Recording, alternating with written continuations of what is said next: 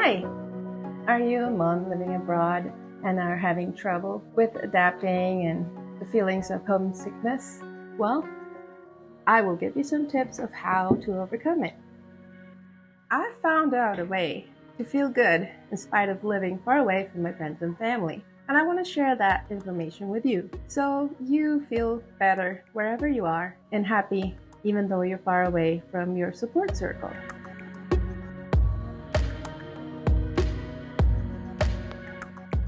Hi, my name is Gabrielle. I am a mom of two beautiful kids and I am a multicultural mom.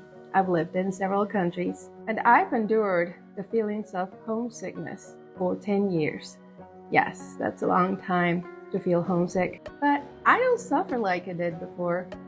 So what has worked for me? I have tried everything.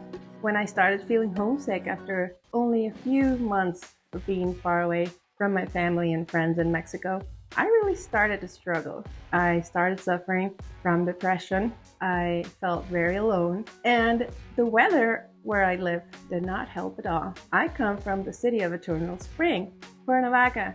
So imagine being transported all the way to South Dakota, which is a very cold state. Yes, plus the culture shock, among other things. So if you're struggling with something similar, even if you have good weather where you live, it is very difficult to be far away from those you love. Even if you're with some of those you love, like your husband or your children, being far away from your friends at home is quite the challenge. So what did I do in my case? At first, I tried searching for help. My depression was such that I started looking for ways to connect, and I also looked for therapy. Therapy helped a bit, and I learned that it is grieving. Like when you're far from those you love, when you're far from your support circle, you are actually grieving your old life. I never thought about it that way, but it is true. So I started trying to connect with the people here. And at first it was fun, and I met lots of new people, and I thought I had 1,000 friends. And then I realized, even though those connections were good, they were not the same as the ones I had for years and years at home. And that was really tough. And thanks to technology, things were easier than back in the day, like when my mom and my dad took us all to England. Oh my gosh, I can't imagine how my mom dealt with that. Back then, there was no FaceTime, and phone calls were super expensive. I rarely remember calling at all who we knew in Mexico. So I don't know how my mom dealt with that. That must have been some really difficult times. I, on the other hand, have the benefit of FaceTime, so I FaceTime quite a lot with my friends at home and with my family pretty much every day, and I still do. WhatsApp has helped a lot too.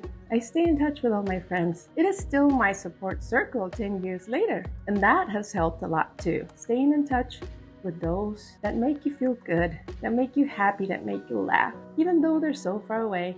Thanks to technology, you can stay in touch, and it brightens your day, literally. But even with those two attempts of connecting with people from this culture and with people from home, I was still battling homesickness. I was grieving my old life, and not only because of the distance, but also because of my routine, and also because my life changed in many ways. I became a wife, and I became a mom. Once I became a mom, it became even more difficult because I don't have the help of those family and friends that would have helped me if I were back home. I imagine you felt this, and it's one of the hardest things to do. And it's even lonelier when you realize that those around you do not understand what you're going through. You have to be a very strong woman to deal with this. And luckily, I am, and I know you can be too. I engineered ways in which I could take care of my kiddos. And yes, I did get some help from my mom and my dad, and even my grandma who flew over to care for me after I gave birth of both my kiddos. And that was amazing. That was wonderful. It was such a relief. I truly don't know how I could have done it without them that first month. And I know some of you will enjoy that benefit, but if you don't, oh my gosh, I applaud you for being that brave, of taking care of your kiddos by yourself, but with the help of those around you, even though they're not your main support circle. And then it's interesting how the more children you have, the more interesting it gets. At first, when you have one child, you think life is tough. And when you have two, you discover one was pretty easy. But you'll get the hang of it. Believe me, you will. I remember my first outing with my two kids. Oh, it was quite the struggle. I was so stressed out taking them out for a ride by myself. Afterwards, we would be out and about all the time, and even one of my friends from Mexico said, "Don't worry, you can do it. You'll get the hang of it. My sister has two kiddos, and she's out and about all the time." So yeah, I did it. The other thing that's also a struggle is if you're from a city and you end up in a town, a small town. Oh, it is true. They may take the girl out of the city, but they'll never take the city out of the girl, or vice versa. If you're from a small town and you end up in a city, I can't imagine the culture shock that must be. I am from a big, big city, Mexico City. So imagine being moved from a place where there's 33 million people to a town where there's 26,000. Yeah, that was quite the shock. I was so bored at first. I would get into my car and drive, and then I would think, where should I go? I've been everywhere in this place, and it was just shocking. It was just shocking for me, and it made me very depressed at first. But now, 10 years later, all of a sudden, I discovered the way to be happy here. When you return to your old life for a few weeks, and then you come back home, yeah, you get that nostalgia again. But soon enough, you're back to your old routine. And that is the key I want to give you. How did I finally become happy here? Well, the key to overcoming homesickness is trying to mimic the routine you had back home. How do you do that? Well, in my case, I discovered, ironically by accident, that the way to be happy again wherever I was to mimic my routine. What did I do when I lived in Cuernavaca? Well, I woke up every day. I worked. In the afternoon, I would go to the gym, and then I came back home. I would enjoy my dinner, and I would enjoy watching TV for a bit, relaxing, reading, and then I would go to bed. Yes, so that was pretty much my routine.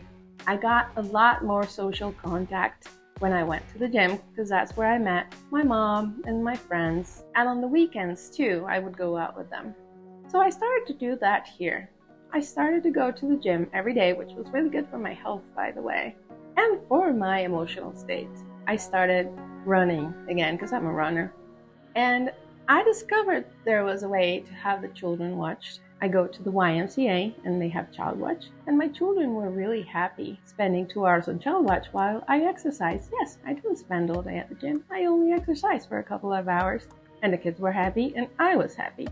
I enjoyed my wonderful exercise and my steam bath, which is essential for me. And after that, I would come home, and since I wasn't working at the moment, I would prepare dinner. I would relax with the children, play with them for a bit, put them in bed, spend some time reading, and then I would go to bed and rinse and repeat.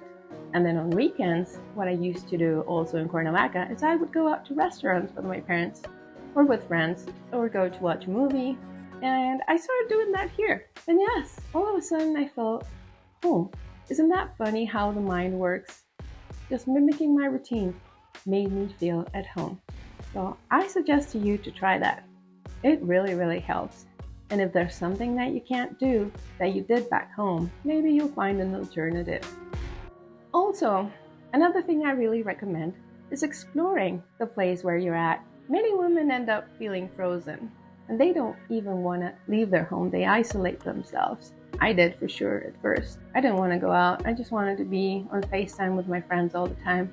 But then I started to go out, reach out, explore places, and if I didn't feel like socializing, I would just drive around. And even though I'm in a small town and that's more difficult to do because there's not much to do, I found stuff I liked. And even though I got criticized for using social media a lot, social media is a really good way to connect, especially with those that are far away from you.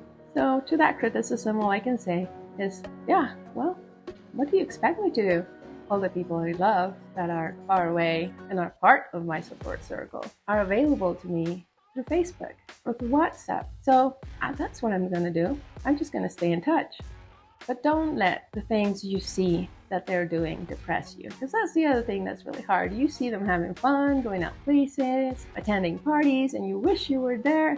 Yeah, that is heartbreaking. It was for me. And when my mom sent me messages saying, hey, we're here and we're doing that and we're going to this restaurant you like and all that, at first I would be really bummed. Didn't want to tell her, but I was like, ugh, yeah, I wish I was there. But now I just think about the next time I'm going to be there, I'm going to do that. I'm going to go there. I'm going to enjoy that with them.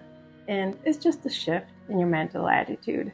And yes, there are some days where it won't be so easy to make that shift. It is normal. Don't freak about it. It is normal. And if you at all need to seek counseling, absolutely do it. If it doesn't work with one counselor, try another. For me, it worked quite a bit. It helped me express my feelings. Because that's the other thing, when you express it to those around you, they don't understand. They look down upon you sometimes, even those that love you. Luckily, in my case, those that love you did not look down upon me, understood me, and recognized that I was being brave for taking that leap of being far away. Anyways, I just want to go through the main points to remind you how I overcame homesickness. And even though home always stays inside your heart, and you always feel a certain sense of nostalgia for your old life, there will come a point where you are adapted to your new life. You have created a new routine and you will enjoy every day, even when you're far away. So those points are: stay in touch. Don't worry about what anybody says. If you feel lonely, reach out, speak up, and seek counseling. But most of all, like I said, what really helped for me was to mimic my routine. And when you travel back home, enjoy it as much as you can. And remember, it is normal that when you come back to your new life, you will have nostalgia for a little bit. Sometimes I can't even unpack for a week or two because I am so bummed to be back. But that's happening less and less. My sense of comfort here, being here, have made my days sunny again.